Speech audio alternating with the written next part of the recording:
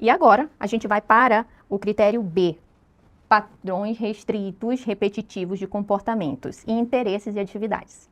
No critério B, não só entra os padrões de repetição, que é o clássico, né?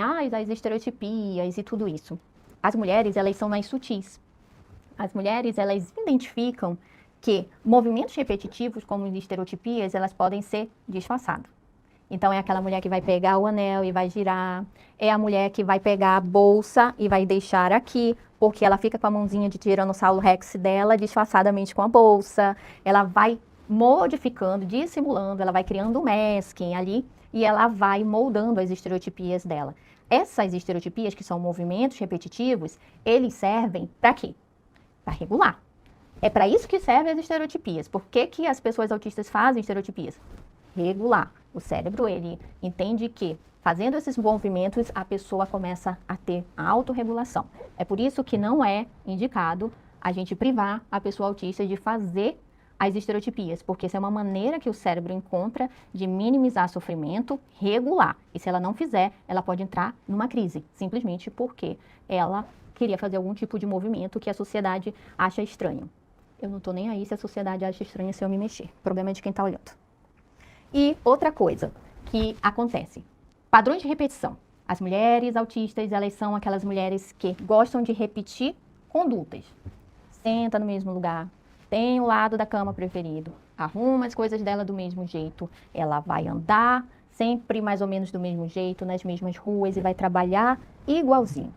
Só que tem um ponto que eu queria conversar com vocês, que muitas mulheres, elas me falam assim, eu sou uma pessoa que eu não entendo por que eu sou organizada no meu trabalho, mas eu não sou organizada em casa. E aí eu queria falar sobre isso porque isso se repete muito. Por que as mulheres, elas são organizadas no trabalho, mas elas não são organizadas em casa? Existem fatores que vão interferir ali. Primeiro, a desorganização do lar dela é porque ela se sente à vontade no local que ela está vivendo. Então, ela consegue ter aquela bagunça no lar dela porque ela sabe que ali ela está segura e que ela não vai ser julgada. No trabalho, ela é uma pessoa mais metódica. Ela organiza, ela padroniza, ela vai colocar tudo no seu lugar, no seu devido lugar. Só que essa organização é porque ela faz masking. Essa organização, muito organizada no trabalho dela, requer muita energia. Então, ela vai dedicar muita energia no trabalho dela para essa organização. E vai ser porque o que acontece? O cérebro dela sabe que ela não pode ser desorganizada porque ela tem que se manter ali naquele trabalho financeiramente porque ela tem que ser aceita. Ninguém vai querer uma pessoa bagunceira no trabalho e ela tem que se moldar. Quando ela chega em casa, ela já não aguenta mais, ela já fez mescla, ela já fez essa organização o dia todo. E ela chega na casa dela, ela já não tem energia e ela não tem por que fazer mescla na casa dela. Então ela vai ter uma desorganização organizada. Porque você sabe que você que é desorganizada como eu, a sua desorganização tem uma organização. Você sabe onde você deixa as coisas, apesar de estar desorganizada. E ninguém pode ir lá organizar, a não ser que você tenha um Daniel como eu tenho, que é meu marido. Mas se você não tiver, ninguém pode mexer na sua desorganização, porque aí realmente você não vai saber onde estão as coisas. Então, esses padrões restritos, eles podem ser em ambientes diferentes. E aí isso vai confundir. Mas ela é muito organizada aqui, mas ela é desorganizada ali. Então ela não fecha porque ela não tem padrão de repetição. Tem sim, só que ela tem um padrão de repetição que vai trazer prejuízos para ela. E é uma pessoa que tem rigidez cognitiva. De todas as características do autismo, eu acho que isso é o que mais me afeta. A rigidez cognitiva. E o que é rigidez cognitiva? É a sua incapacidade de flexibilizar os seus pensamentos e ações. Exemplo, eu tenho uma padronização de lavar louça. Então, se eu ver alguém lavando louça diferente, que não é do jeito que eu lavo, eu sinto um desespero. Eu sinto que aquela louça está mal lavada. Mas no final está todo mundo lavando. Eu lavo do meu jeito, eu nunca lavo. Quem lava é o Daniel, eu parei de lavar. Graças a Deus. Então, se eu ver uma pessoa lavando que não é do meu jeito, aquilo me incomoda. Isso vai modificar algo na minha vida? Não, mas aquela situação me incomoda. E os padrões restritos é isso. A rigidez cognitiva é você saber, é você ter consciência racional daquela situação, mas mesmo assim ela te incomoda.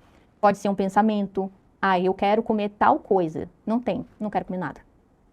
Ai, que chato. Não, é porque eu estava querendo comer tal coisa. Eu queria comer pizza, eu não queria comer sushi. Só tem sushi, não comerei nada, porque o meu padrão restrito queria aquilo. Então, essas inflexibilidades, elas estão relacionadas ao córtex pré-frontal, mas também em algumas áreas ali do cerebelo, que não deixa que a pessoa tenha flexibilidade. Então, é aí que você começa a ter. É chata, só quer fazer as coisas do jeito dela, é insuportável, é a dona da razão, mas isso tudo tem um nome específico, rigidez cognitiva. E ainda dentro do critério B, nós vamos encontrar o quê? As sensibilidades. Você já deve ter visto que uma grande maioria dos autistas apresentam sensibilidade, principalmente o clássico sensibilidade auditiva que a gente fecha o ouvido assim. Mas o autismo, ele vai afetar tanto na parte de hipersensibilidade como de hipossensibilidade.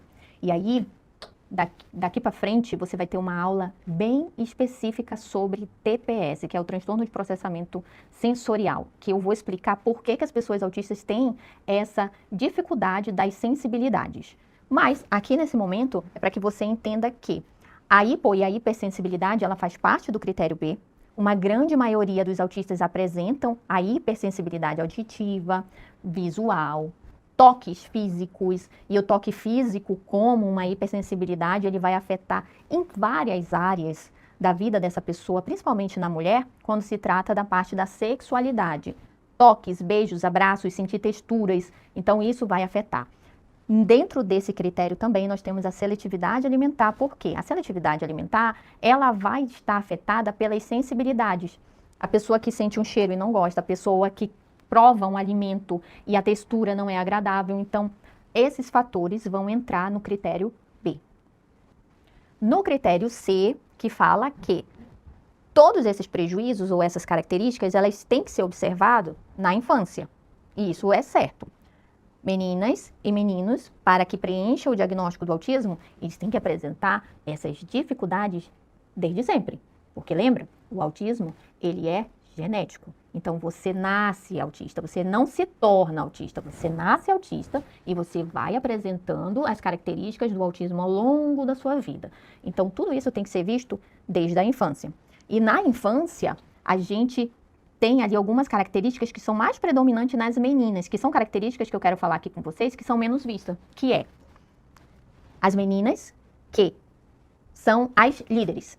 São meninas que, devido à rigidez cognitiva, elas não gostam de brincar com outras crianças se não for do jeito delas, como eu fazia.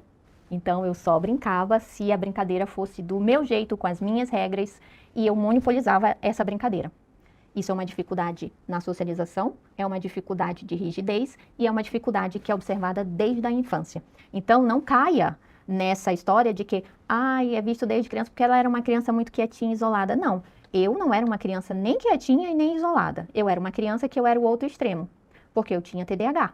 Eu era uma criança que não sabia de normas sociais, eu modificava todo o ambiente, eu era líder, eu era a que falava demais, eu era a que não sabia me comunicar, porque eu era o outro extremo. Então, a gente consegue perceber essas características diferentes hoje, porque a gente tem mais estudo. Mas antes, esse tipo de comportamento não era associado ao autismo. Então, é uma criança também, é uma menina que vai ter as ecolalias, é uma menina que vai gostar de filmes e vai repetir esses filmes, essas músicas. Então, para pontualizar, o critério C que é visto desde sempre. Já nascemos autistas, apresentamos características desde a primeira infância.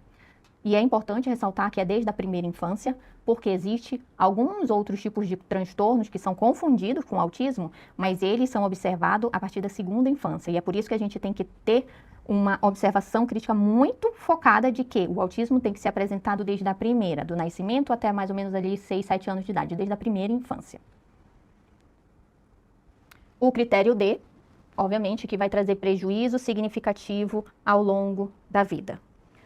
Todos esses sinais e sintomas que eu falei com você, obviamente, ele vai trazer prejuízo. E aí, existe um grande problema. Por quê? Você que é uma mulher autista, que você já viveu a sua vida toda, você vai chegar no profissional e aí você vai dizer assim, eu estou suspeitando que eu sou autista.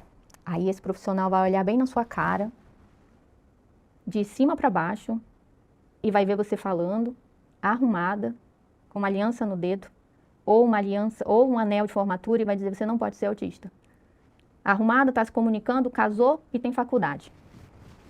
Mas você é uma mulher que tantos prejuízos você adquiriu ao longo da sua vida para você chegar até esse momento que está sentado ali com aquele profissional? Ele não vai saber.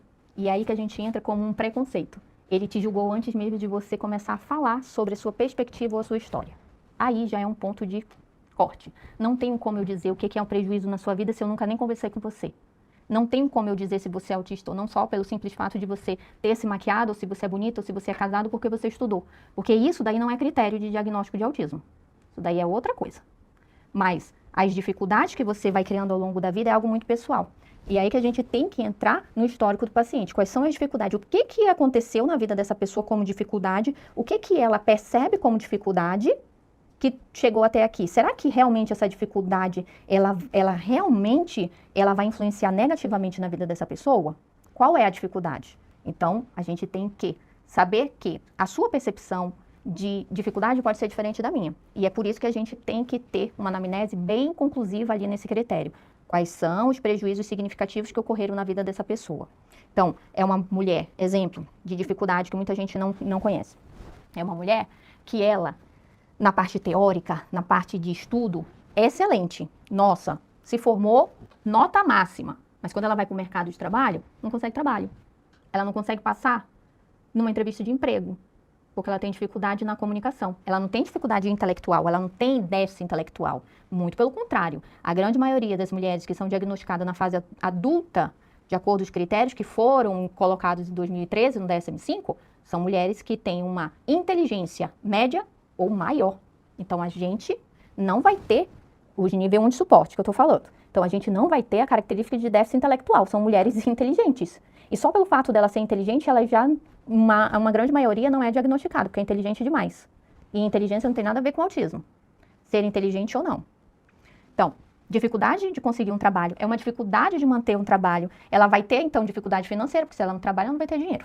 Ela vai ter uma sensação de não pertencimento, e isso pode gerar ali outras comorbidades, como ansiedade, depressão. Então, você consegue identificar que esse prejuízo significativo na vida dessa pessoa, ele não especificamente está, assim, no pé da letra ali dos livros?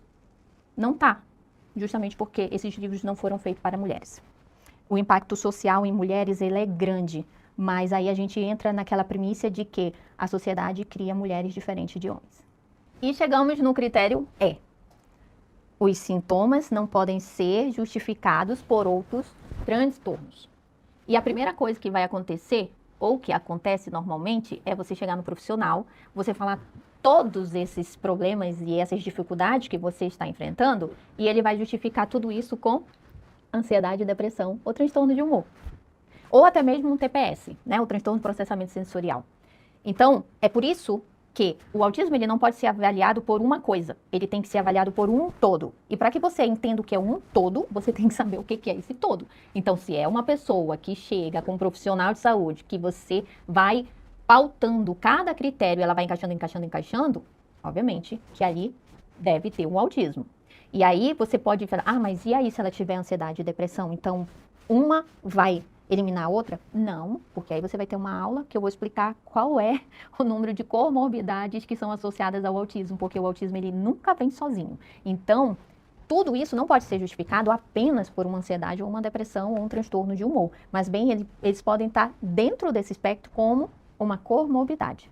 Então, aqui estão alguns exemplos dos critérios diagnósticos que são poucos falados em mulheres.